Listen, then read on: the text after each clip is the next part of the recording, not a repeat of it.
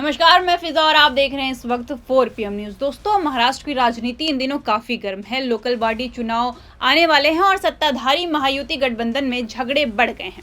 महायुति में बीजेपी, एकनाथ शिंदे की शिवसेना और अजीत पवार की एनसीपी शामिल है। ये गठबंधन 2024 के विधानसभा चुनाव में भारी जीत हासिल करके सत्ता में आया था, लेकिन अब लोकल चुनाव से पहले सीट बंटवारे और नेताओं को तोड़ने के आरोपों से तनाव बढ़ रहा है। विपक्षी शिवसेना के नेता और पूर्व मुख्यमंत्री उद्धव ठाकरे ने हाल ही में इस पर तीखी टिप्पणी की है। एक मीटिंग में बोलते हुए ठाकरे ने कहा कि महायुति के साथी अब आपस में ही लड़ने लगे हैं। उन्होंने बिना नाम लिए एकनाथ शिंदे पर निशाना साधा। ठाकरे ने कहा कि कोई दिल्ली जाकर शिकायत कर रहा है कि उसे पीटा गया है। ठाकरे का ये कहना महायुति में बढ़ती असुरक्षा को दिखाता है।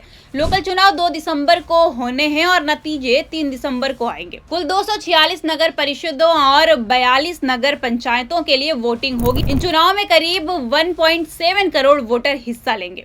उद्धव ठाकरे का यह बयान महायुति में चल रही रार को साफ दिखाता है। ठाकरे ने कहा कि पहले विपक्ष के सांसद या फिर विधायक पैसे की कमी की शिकायत करते थे, लेकिन अब सत्ता में बैठे नेता भी एक दूसरे की नसें कसने लगे हैं। उन्होंने महायुति को गैंग वॉर जैसा बताया। ठाकरे ने कहा कि गठबंधन के साथी अब आपस में ही लड़ रहे हैं और ये हालत दिल्ली की शिकायतों से साफ झलक रही है। ये टिप्पणियां 20 नवंबर को मुंबई के MIG क्लब में शिक्षक सेना के कार्यक्रम में कही गई। ठाकरे ने शिंदे की अमित शाह से मुलाकात को राजनीतिक मजबूरी का निशाना बताया।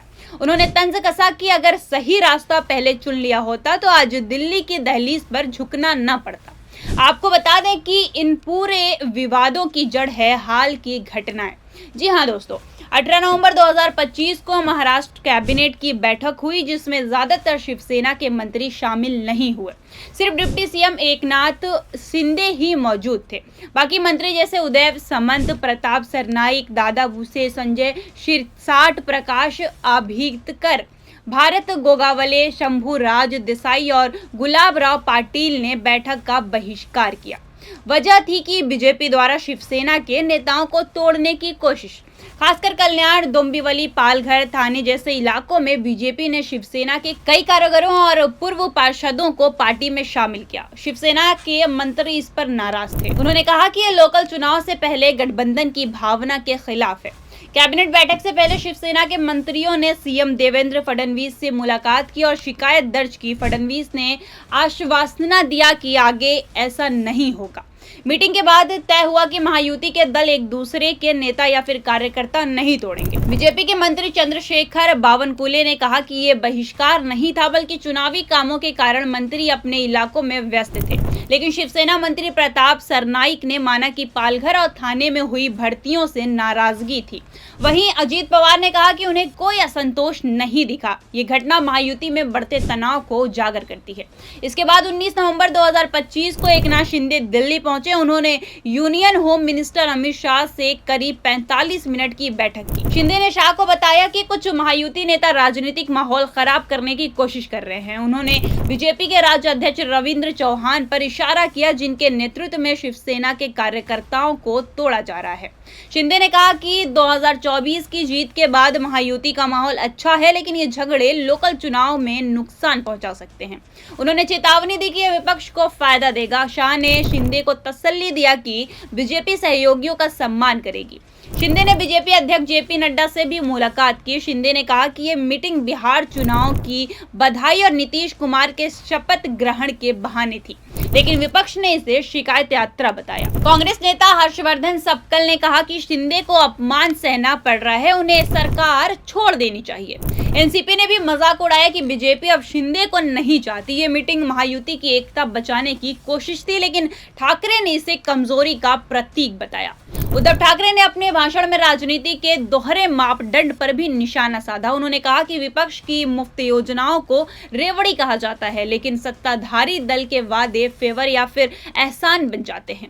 ठाकरे ने कहा कि नाम बदल गया, लेकिन तरीका वही पुराना है। दरअसल ये टिप्पणी महायुति के मुख्यमंत्री माझी लाडली बहन योजना पर थी। ये योजना जून 2024 में शुरू हुई, जिसमें 21 से 65 साल की महिलाओं को हर महीने 1500 रुपए दिए जाते हैं। योजना का बजट 46,000 करोड़ रुपए है, लेकिन ठाकरे ने कहा कि यह सिर्फ चुनावी चारा है।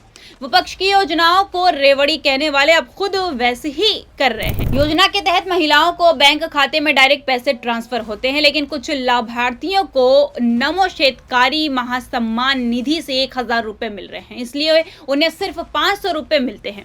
ठाकरे ने कहा कि यह महिलाओं को लुभाने का तरीका है, लेकिन असली मुद्दे जैसे नौकरियां और विकास गायब है, इस पे कोई चर्चा नहीं होती।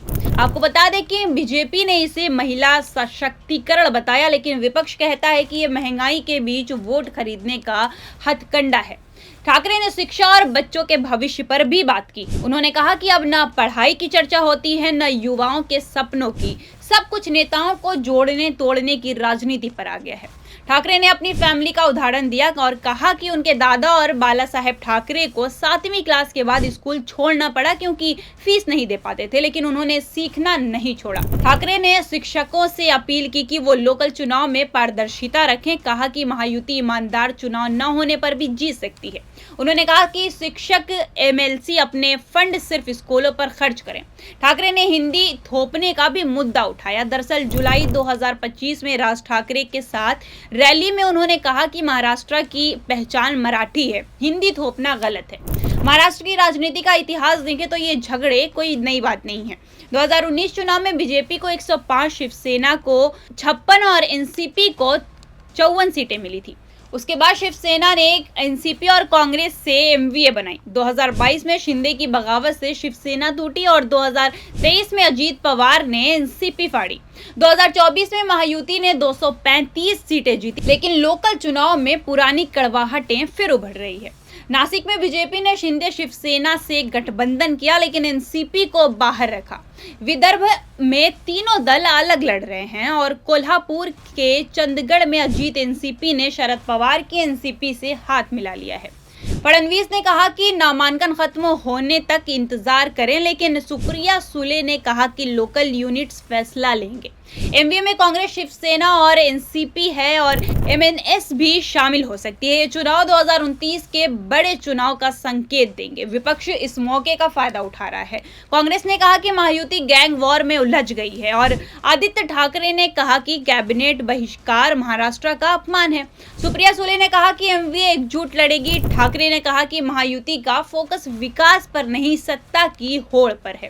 उन्होंने कहा कि लाडली बहन योजना अच्छी है, लेकिन नियत साफ नहीं। योजना के तहत ई-केवाईसी जरूरी है, जो 18 नवंबर 2025 तक कराना था, लेकिन विपक्ष कहता है कि ये बजट पर बोझ डालेगी। महाराष्ट्र का कर्ज 7.82 लाख करोड़ हो गया है। ठाकरे ने कहा कि असली सशक्तिकरण नौकरियों से होगा, फ्रीबीज से नहीं। महायुति की तरफ से सफाई आ रही है कि शिंदे ने कहा कि दिल्ली मीटिंग रूटीन थी। फडणवीस ने कहा कि गठबंधन मजबूत है। बीजेपी ने कहा कि वो बड़े भाई की भूमिका निभाएगी, लेकिन आलोचना हो रही है कि सुप्रीम कोर्ट ने लोकल चुनाव जनवरी 2026 से पहले कराने का आदेश दिया। चुनाव आयोग ने 4 नवंबर को तारीखें घोषित की। नामांकन 10 से 17 नवंबर तक भरा गया। वोटर लिस्ट में डुप्लीकेट एंट्रीज की शिकायतें हैं। आयोग ने 66,775 स्टाफ लगाए हैं। महिलाओं के लिए 3,492 सीटें आरक्षित है और अब नतीजे का इंतजार है। अगर महायुति बहुमत लाई तो सत्ता मजबूत होगी, लेकिन ये झगड़े वोटरों को नाराज कर सकते हैं। ठाकरे का बयान सोशल मीडिया पर वायरल हो रहा है और बीजेपी ने कहा कि ये लोकल फैसले हैं, लेकिन विपक्ष कह रहा है कि ये पाखंड है। ये चुनाव महाराष्ट्र की राजनीति को नई दिशा देंगे। परिवारवाद, गठबंधन की दरारें और लोकल मुद्दे सब सामने आएंगे। वोटर तय करेंगे कि भविष्य क्या है और कैसा होगा। कुल मिलाकर महाराष्ट्र की सियासत रोमांचक मोड़ पर है। अब देखते हैं कि इस पूरे मुद्दे पर आगे क्या बयान आता है या फिर पूरे बीएमसी चुनाव पे क्या हमें रिजल्ट दिखता है। तब तक के लिए बने रहिए 4 PM के साथ। हम मिलते हैं अब आपसे अगली अपडेट में। नमस्कार।